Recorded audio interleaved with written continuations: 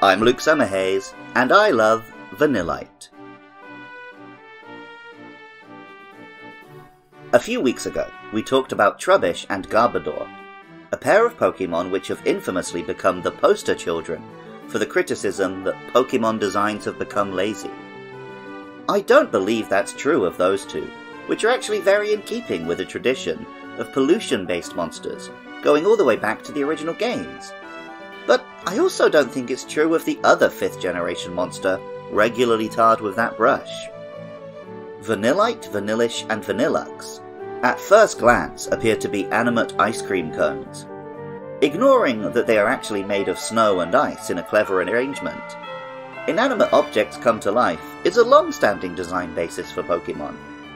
Many early generations have creatures based upon Tsukomogami, the Japanese yokai tradition that sees sandals and umbrellas spring to life.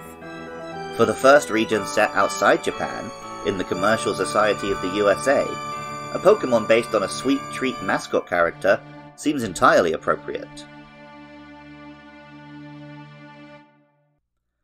Vanillite is an ice-type Pokémon with a little block of ice for a body and a snowball for a head, overall giving it the appearance of a small ice cream served in a cup. Pokémon White tells us, this Pokémon formed from icicles bathed in energy from the morning sun. It sleeps buried in snow. Just like ice cream, it is most desirable in the places where it is most difficult to obtain. Pokémon Moon tells us, it feels pleasantly cool when embraced. This Pokémon is treasured by households in warm regions. But Pokémon Sword tells us, unable to survive in hot areas, it makes itself comfortable by breathing out air cold enough to cause snow. It burrows into the snow to sleep. To me, ice cream is very enjoyable on a hot, sunny day, but I've never been able to get on with the idea of eating ice cream in the winter. In Japan, however, eating ice cream under a hot blanket is a common winter practice. The name, Vanillite, obviously takes vanilla, the popular ice cream flavour, and adds ite, which could refer to its light weight, its delight of a flavour, or even stalactite, the geological formation that resembles a stone icicle.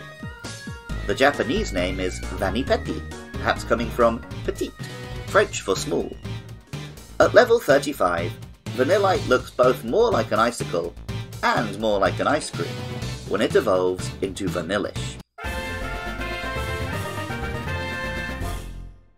Vanillish's snowy head is more shapely, looking both like a ghost and a heap of ice cream.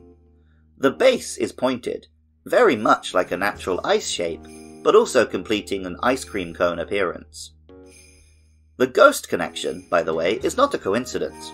The Pokémon's designer, James Turner, specifically cited the Stay Puft Marshmallow Man from Ghostbusters, as well as other food mascots, as an influence on the Pokémon family's design, particularly desiring that blend of cute and goofy with slightly creepy. Pokémon Sword tells us, by drinking pure water, it grows its icy body. This Pokémon can be hard to find on days with warm sunny weather.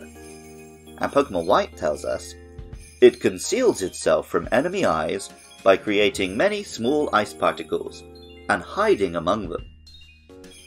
Just as with Vanillite, this Pokémon is comfortable in cold environments and struggles in hot ones. Pokémon Black tells us, snowy mountains are this Pokémon's habitat. During an ancient ice age, they moved to southern areas. While Ultra Sun says, it sprays its enemies with grains of ice to freeze them.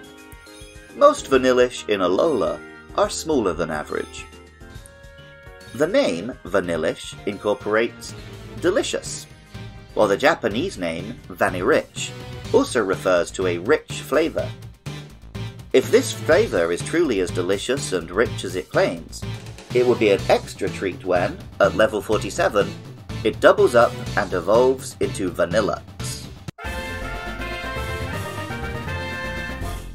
Vanilluxe features 2 snowy heads atop a single icicle body. Pokémon Ultra Moon tells us, Vanilluxe is born when 2 Vanillish, half melted by the day's light, stick to each other and freeze together in the cold return of night. Emerging from one head is a tube of ice, cold vapour billowing forth like a smokestack or chimney.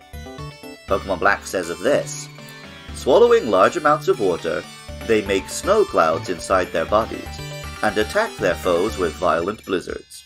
While the two heads, and the expulsion of gas, this Pokemon could almost have been revealed as a regional variant of Weezing, but it was a generation too early for that. Welcome back to Does Andy Remember Gen 5 Pokemon? And if so, does he have any thoughts about them? He's got thoughts about this one. Vanillite. Oh yeah, Vanillite's another good one. Even though I really thought it was Vanilla Ice, and I'm quite disappointed that isn't true. But yeah, so it's a nice ice cream, and I love ice cream. But there's one thing in this world. Is that one thing in this world? It's definitely up there.